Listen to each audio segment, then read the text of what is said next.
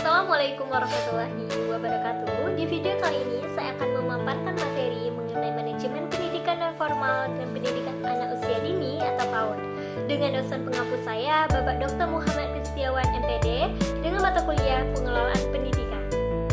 Sebelum kita masuk ke pemaparan materinya, saya akan memperkenalkan diri saya terlebih dahulu.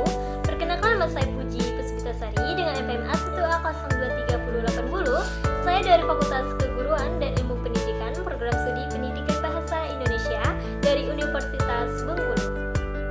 Langsung saja kita masuk ke pemaparan materi yang pertama, itu mengenai pengertian. Manajemen pendidikan non formal merujuk pada proses pengorganisasian, pengelolaan, dan penyelenggaraan pendidikan tidak mengakui struktur formal seperti sekolah atau universitas. Pendidikan non formal ini lebih fleksibel dan seringkali lebih berfokus pada kebutuhan spesifik individu atau kelompok tertentu.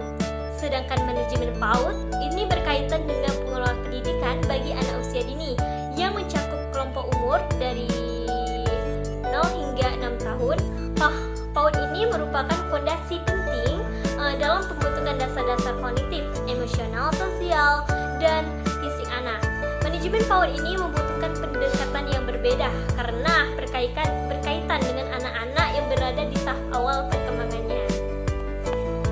Pemaparan selanjutnya itu mengenai tujuan. Yang pertama, adanya meningkatkan kualitas hidup peserta didik. Yang kedua, memenuhi kebutuhan belajar peserta didik. Dan yang ketiga itu mengembangkan potensi peserta didik. Dan yang terakhir, mempersiapkan peserta didik untuk hidup di masyarakat. Pemaparan selanjutnya itu mengenai karakteristik manajemen pendidikan non formal dan PAUD. Manajemen pendidikan non formal dan PAUD memiliki beberapa karakteristik, yaitu yang pertama, fleksibilitas. Pendidikan non formal dan PAUD dapat diselenggarakan dengan berbagai cara dan metode sesuai dengan kebutuhan dan kondisi peserta didik. Yang kedua, partisipasi. Peserta didik, orang tua, dan masyarakat dilibatkan dalam proses penyelenggaraan pendidikan non formal dan PAUD. Yang ketiga, keterbukaan. Pendidikan non formal dan PAUD terbuka untuk semua orang tanpa memandang usia, jenis kelamin, suku, agama, dan latar belakang sosial ekonomi. Dan yang terakhir itu kesinambungan. Pendidikan non formal dan PAUD harus terhubung dengan pendidikan formal dan informal lainnya. Pemaparan selanjutnya itu mengenai aspek-aspek. Yang pertama itu perencanaan, adanya analisis kebutuhan untuk mengetahui kebutuhan belajar peserta didik, masyarakat, dan lingkungan. Yang kedua, penetapan tujuan. Tujuan pendidikan non formal dan PAUD harus dirumuskan dengan jelas, terukur, dan dapat dicapai. Yang ketiga itu penyusunan kurikulum, yang dimana kurikulum non formal dan PAUD harus sesuai dengan kebutuhan belajar peserta didik dan tuntunan masyarakat. Yang keempat itu penyusunan rencana pembelajaran. Rencana pembelajaran harus disusun secara terstruktur dan sistematis. Dan yang terakhir itu penyusunan rencana penilaian. Rencana penilaian harus digunakan untuk mengukur keberhasilan belajarnya peserta didik. Selanjutnya itu pengorganisasian, yang dimana yang pertama itu struktur organisasi. Adanya struktur organisasi harus jelas dan efektif. Dan yang kedua itu pembagian tugas. Tugas dan tanggung jawab setiap pihak harus jelas. Dan yang terakhir itu pengadaan sumber daya.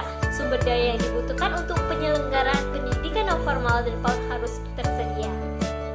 Selanjutnya itu pengarahan, yang dimana yang pertama itu kepemimpinan. Pimpinan harus mampu memotivasikan dan membimbingkan peserta didik dan tenaga kependidikan lainnya. Yang kedua, bimbingan dan konseling. Bimbingan dan konseling harus diberikan kepada peserta didik untuk membantu mereka dalam menyelesaikan masalah dan mengembangkan potensi diri. Dan yang terakhir itu pengawasan. Perlunya ada pengawasan harus dilakukan untuk memastikan bahwa penyelenggaraan pendidikan non formal dan PAUD berjalan sesuai dengan rencana. Dan yang terakhir itu pengendalian. Yang pertama itu evaluasi. Perlunya ada evaluasi yang dilakukan untuk mengukur keberhasilan belajar peserta didik dan efektivitas penyelenggara pendidikan non formal dan PAUD. Yang kedua itu tidak lanjut, yang dimana tidak lanjut dilakukan berdasarkan hasil evaluasi untuk memperbaiki penyelenggaraan pendidikan non formal dan PAUD. Dari paparan yang saya sampaikan, dapat saya simpulkan bahwa manajemen pendidikan non formal lebih fokus pada penyediaan program pendidikan yang fleksibel dan relevan dan memenuhi kebutuhan pembelajaran individu dan komunitas yang tidak tercakup dalam sistem pendidikan formal. Tujuannya adalah untuk meningkatkan keterampilan, memperluaskan akses pendidikan, dan memfasilitaskan pengembangan pribadi dan profesional melalui pendekatan yang dapat disesuaikan dengan kebutuhan khusus peserta didik. Sementara, manajemen PAUD ini bertujuan untuk memberikan dasar yang kokoh bagi perkembangan anak-anak di usia dini, mengakui pentingnya tahun formatif dalam menentukan kemajuan belajarnya dan pertumbuhan personal di masa depannya. Itulah pemaparan dari materi saya. Saya akhiri. Wassalamualaikum warahmatullahi wabarakatuh.